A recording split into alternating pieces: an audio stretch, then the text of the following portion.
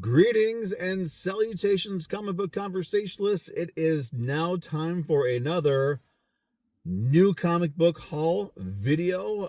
Here we are. We're already into March of 2026, and this week was the release of one of the more anticipated books to come out for me personally.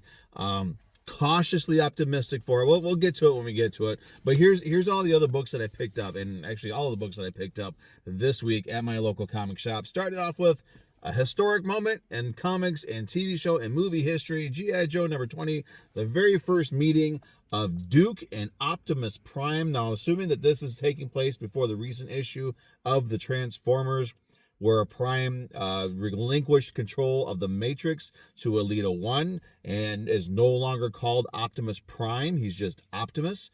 And Elita 1 is now Elita Prime. I don't know how long that's going to last. It's an interesting change over there.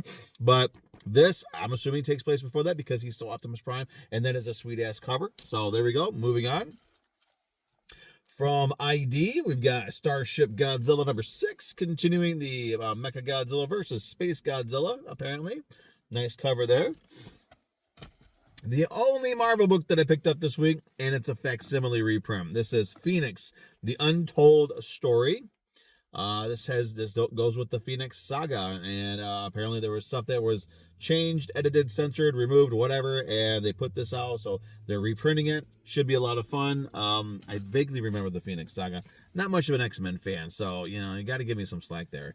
From DC, which is where we're going to end this video over in the DC universe. First, I pick up a facsimile edition, and it is Detective Comics number 576. This is the second part of the Batman Year 2 storyline, which I read the first issue, and it is actually pretty good. I was really, really kind of impressed. I like these older Batman stories because they were done. I don't know, they were just more pure, I guess, because there wasn't so much emphasis on, how can we tie this into a movie or a TV show or some other crap like that. These were back when comic books were made to be comic books and not treatments for movies and TV shows. So I really, really like that. And it's another really great cover.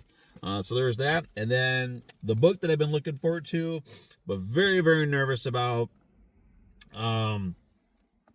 just because it's been years since we've had this character in an ongoing series, and so much has changed. We've got so many pansies writing comics now. We got so many people who think that their feelings matter to everybody else besides them, and it kind of worries me that, somebody's going to get offended, and they're going to change the book, or they're going to cancel the book instead of telling people, screw you, your feelings don't matter to anybody else but you. But I'm talking, of course, about DC's resident main man, Lobo. I picked up a couple of covers. It's written by Scotty Young, art by, Jorge Corona. I'm hoping I'm pronouncing that wrong, because I don't know if anyone wants their last name to be Corona anymore. But Scotty Young, he did the I Hate Fairyland series, so he is good at doing sort of the vulgar, violent storytelling. But the art, this is the art that's inside the book. Actually, let me take this out here. This is the art that's inside of the book. Not bad. It does have a sort of a Keith Giffen feel to it. The only thing that I have a personal problem with is this Dragon Ball Z hairstyle that they gave Lobo. I don't really care for that. But, looking inside of it, it does have, it does look pretty good. I got to admit, it does look pretty good.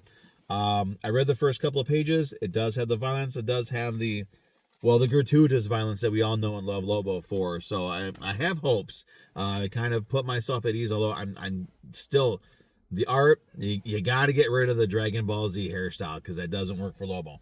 This works more for Lobo, and this is one of the variant covers. This is cover C, I believe. Grab this one. Sorry about the glare. There we go. But grab this cover. And then I also grabbed the foil cover, which I'm going to take this one out because... there you go. There's the foil cover that I picked up. Very, very nice. Still has that Dragon Ball Z spiky hairstyle there, but I do like the fact that they did not give him a new logo. They brought back the classic logo that basically they've been using almost nonstop since the last Zarnian miniseries that came out, I believe, in 1991, which is my introduction to Lobo. Really didn't read any DC before that. Back in those days, I was more of a Marvel than a DC because I was reading Ghost Rider, The Infinity Gauntlet had come out, so I was reading Silver Surfer, and I was checking out all these other characters from Marvel.